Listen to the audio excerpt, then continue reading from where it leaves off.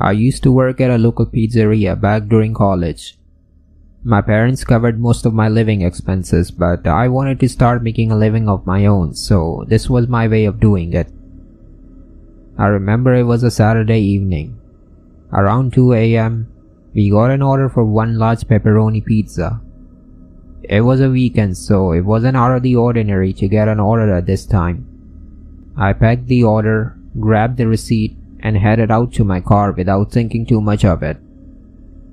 The location was quite a distance away from the pizzeria. At some point along the way, I remember seeing a lot of woods and trees around me, almost like I was headed to a very quiet and secluded area. I glanced at my watch. It was 2:15 a.m. I was a bit on edge considering the time and the location, but I had done deliveries like this in the past, so I guess I wasn't too worried. As I drove, at some point the GPS instructed me to turn away from the main road and onto a narrow dirt road. So I turned and started driving up the private dirt road. The dirt road was rough and uneven, and the trees seemed to get closer around me. And at last, I reached the location. It was an old, isolated house in the middle of nowhere, surrounded by trees and dark woods everywhere. And there were basically no buildings or people anywhere in sight. The place looked completely abandoned, and I was shocked that somebody was actually living out here. I stepped outside my car and walked toward the front door of the house. The front door didn't have a doorbell, so I knocked on it loudly, calling out that it was a delivery and I had brought their pizza. But there was no response. Almost a minute passed, and despite calling out multiple times, there was still no response. I thought about turning back and leaving since the entire place practically looked abandoned anyway, and I doubted that anyone was even living here. But just as I was about to leave, I heard a soft click coming from right in front of me. And just a few moments later, the front door of the house slowly creaked open. A man emerged from inside the house and stood directly in front of me. His appearance was really strange to say the least. He looked to be in his late 40s, but he was wearing old, dirty clothes that were torn in several places. I'm not one to judge, but something seemed really off about this guy. He stepped outside the house and thanked me for bringing the pizza, and then he told me to wait while he grabs the cash from inside. Then he turned and walked back into the house. I waited for him outside the broken old porch, and then, about a minute later, I heard his voice coming from inside the house.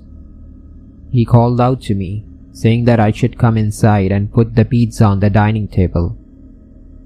I was really uneasy at this point. This guy was setting off every possible red flags, and the last thing I wanted to do was go inside that house with him. But I really just wanted this delivery to be over as quickly as possible. So ultimately, I complied and reluctantly stepped inside the house, placing the order on the table. I stood inside the house, waiting impatiently for him to come back so I can grab the money and get the heck out of there. And then all of a sudden, I heard his voice again. He called out to me one more time, saying that the money is actually on the kitchen counter and that I should just come inside the kitchen and collect it since he was busy doing something. And as soon as I heard that, I was done with this situation. I knew this guy was lying. Even a child could tell that this was clearly a trap. There was no way I was just about to go inside that kitchen with him. So without saying another word, I turned and quickly walked out of the house and walked straight to my car. I quickly put the car in reverse and turned to leave. And just as I was about to hit the gas, I instinctively glanced at the rearview mirror, and what I saw made my stomach drop. The man was now standing on the porch, looking directly at me, and he was holding what looked like a chainsaw in his hand. I hit the gas pedal and quickly sped through the dense woods away from that house. I didn't slow down until I finally reached the main road. Then I took a few deep breaths and tried to calm myself down, still shaken at what the hell just happened. Once I reached the pizzeria, I told my manager what had happened. He said that I did the right thing by leaving because he too had a weird feeling about the order because of how isolated the address was. From that day on, I never took night deliveries that far outside the town. I didn't care how much they were paying. There was no way I was going to risk experiencing something like that again.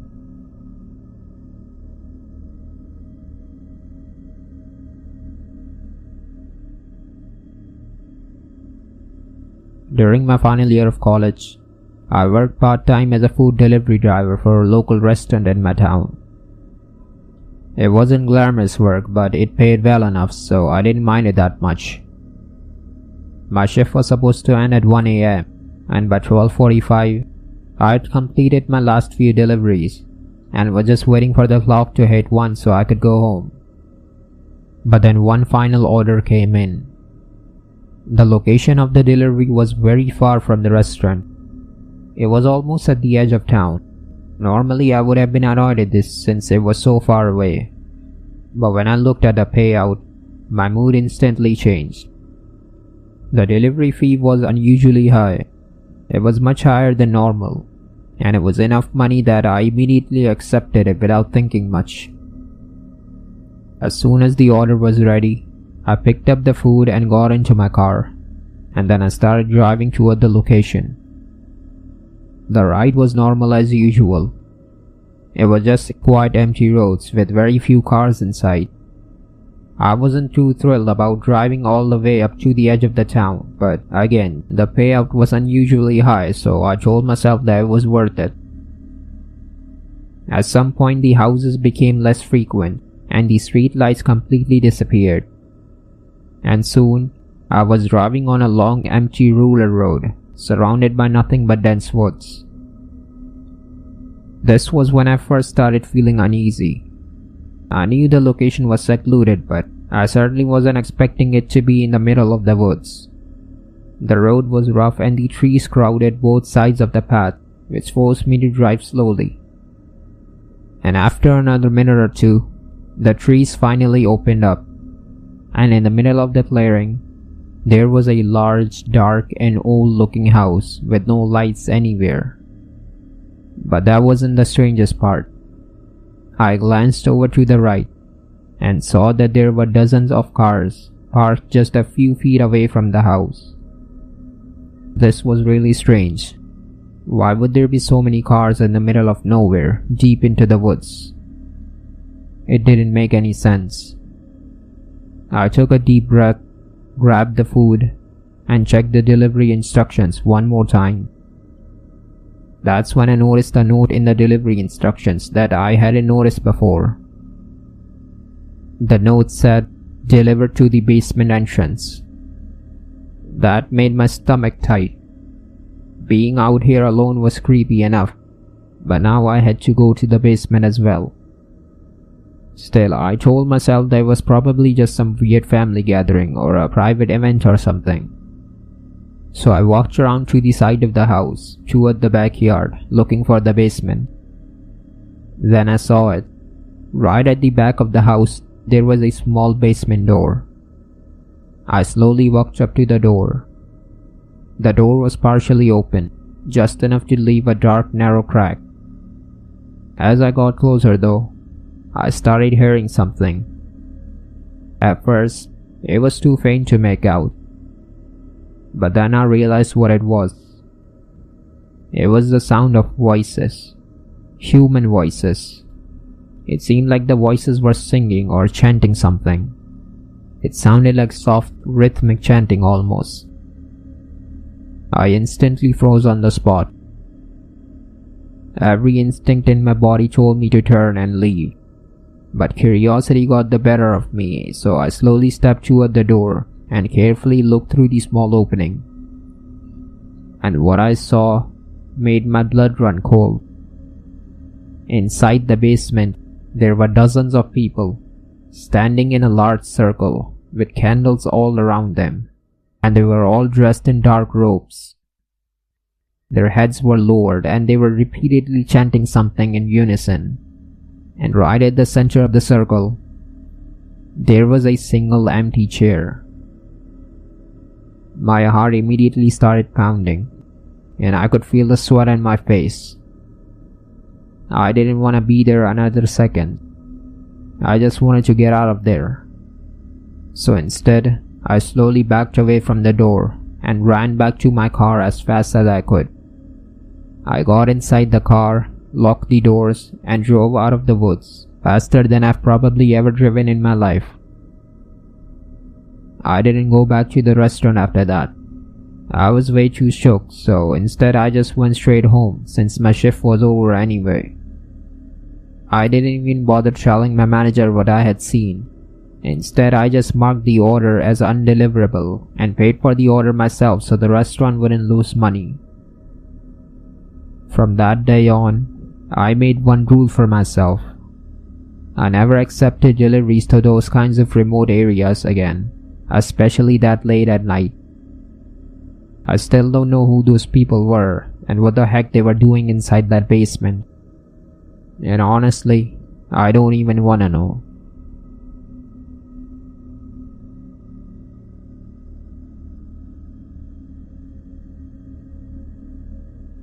One night, I was sitting alone in my house watching TV. It was the weekend and I had the entire house to myself that night, which wasn't unusual. I made some food for myself and then settled down on the couch to enjoy the evening. At some point during the evening, I suddenly heard a knock on my front door, and immediately after the knock, I heard a man's voice coming from outside, saying that it was a pizza delivery. This was really strange to me since I hadn't ordered anything.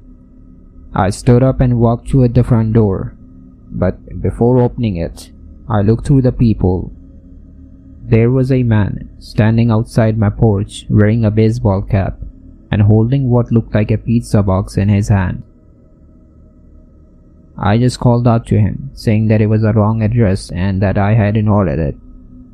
But instead of leaving, he insisted that it was the right address. I thought about opening the door, but something about this situation felt off. He wasn't wearing a delivery uniform, and his clothes looked completely ordinary. There was no logo and no branding on the shirt, suggesting that he was from any pizza place or any local restaurant. And the strangest part was that he had his head lowered the entire time, almost like he was intentionally trying to hide his face from me. Something told me not to open that door, so instead of opening it, I just told him again that I hadn't ordered anything and that he needed to leave right now. He just stood there silently for a few seconds, and then he turned and walked away without saying a word. I looked through the peephole and noticed that instead of driving away in a delivery car or a scooter, he just walked away to the side. There was no car parked outside, which meant that he hadn't arrived in a delivery car.